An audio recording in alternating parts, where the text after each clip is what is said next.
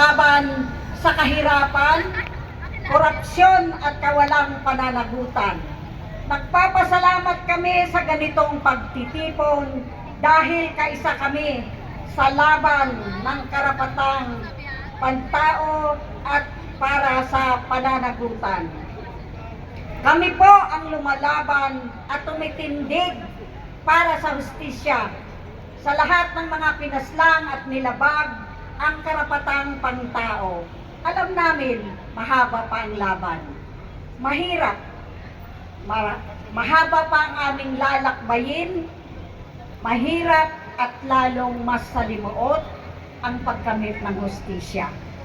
Handa kaming maghintay, tumindig at lumaban na halos 10 taon na ang nakaraan mula nang paslangin ang aming mga mahal sa buhay. Ang pag-usad ng proseso sa kaso ni Duterte sa International Criminal Court ay isang patunay na dinidinig ang ating panalangin. Gusto naming maaresto si Bato. Gusto niyo rin ba? Maraming salamat po. Gusto namin din na managot ang lahat ng kanyang mga kasabwat ni Duterte sa kanyang oplantukhang at sa malawakang paglabag sa karapatan ng mamamayan. Karapatan ng mamamayan,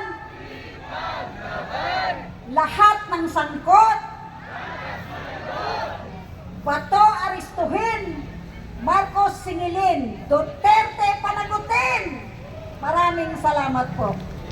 Salamat, Nanay Llore. Kaisa mo kami sa panawagan para sa hustisya. Duterte panagutin, Bato arestuhin, itigil ang pamamaslang, katarungan ipaglaban. Ngayon naman ay tawagin natin si Bishop Joseph Agpawa, General Secretary ng United Church of Christ in the Philippines, para ibahagi ang kanyang pagninilay hinggil sa kawalang pananagutan.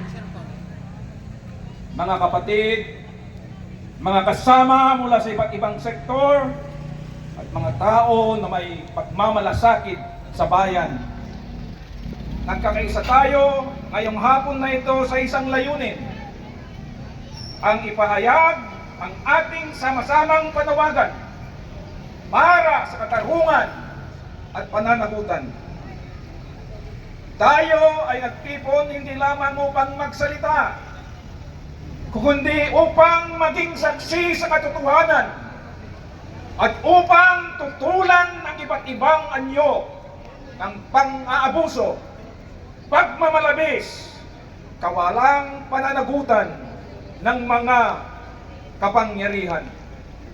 Nagkakaisa tayo sapagkat naniniwala tayo na walang sinumang ang dapat maging higit sa batas at walang kapangyarihan dapat gamitin upang irakan ang dignidad at karapatan ng mamamayan.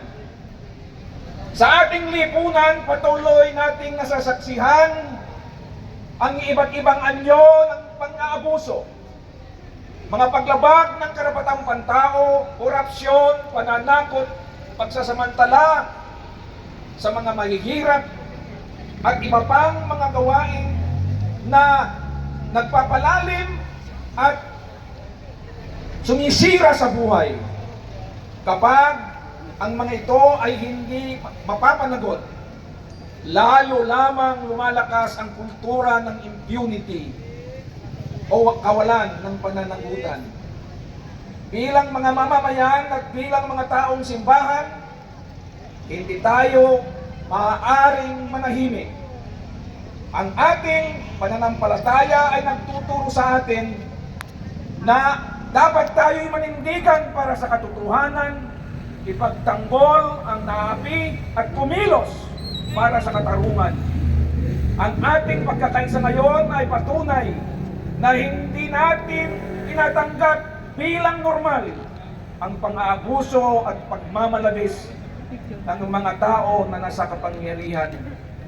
Nananawagan tayo sa pamahalaan at iba pang mga institusyon ng lipunan na tiyakin ang pananagutan, igalang ang karapatang pagtao at pairalin ng katarungan para sa lahat, lalo na sa mga higit na naapektuhan ng kahirapan, habang ang mga nasa kapangyarihan ay nagpapasasa sa pera ng bayan. Ang ating pagtitipon ngayon ay hindi lamang pagpapahayag ng pagkadismaya o pagtutol. Ito ay pagpapahayag ng ating pag-asa, paniniwala na imposible ang isang lipunan o posible ang ating lipunan na may pananagutan, paggalang sa karapatang pantao at tunay na katarungan. Sapagkat walang tunay na kapayapaan kung walang katarungan, at walang tunay na katarungan kung may mga nananatiling hindi napapanagot.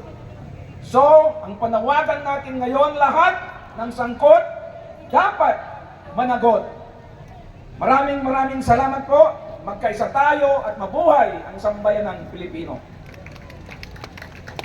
Lagi natin isinisigaw, ang lahat ng sangkot dapat managot. Sino-sino nga ba ang mga pinakamasahol na dinastiya na dapat managot? Ngayon, ipaliliwanag sa atin ito nila Teddy Casino, tagapangulo ng bagong Alyansang Makabayan o Bayan, at Attorney Aaron Pedrosa, Secretary General ng Sanlakas. Magandang hapon, Pilipinas!